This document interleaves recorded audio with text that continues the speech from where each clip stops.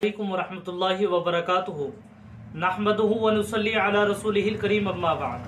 मुअज़्ज़िज़ सामीन किराम, उम्मीद है कि आप सब खैर आफियत से होंगे। आज की वीडियो में मुझे हम्माद नाम के माना बताने हैं। चूँकि बहुत सारे बच्चों का नाम हम्माद होता है और बहुत से बच्चे और बहुत से आदमी ऐसे होते हैं जिनको अपने नाम के माना मालूम नहीं हो पाते।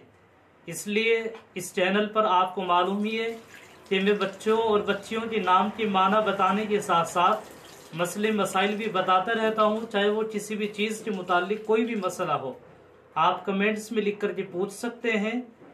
चलिए हम अपनी वीडियो को अब शुरू करते हैं, और शुरू करने से आप सबसे गुजारिश है, अगर आपने चैनल को अभी तक सब्सक्राइब नहीं किया तो सब्सक्राइब ज़रूर करें, लाइक भी करें और वीडियो को शेयर भी करें।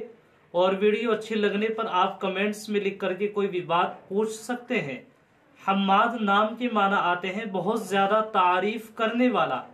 ये मुबालगे का सीगा है और ये नाम अच्छा है, बहुत शानदार और बहुत अच्छा नाम है।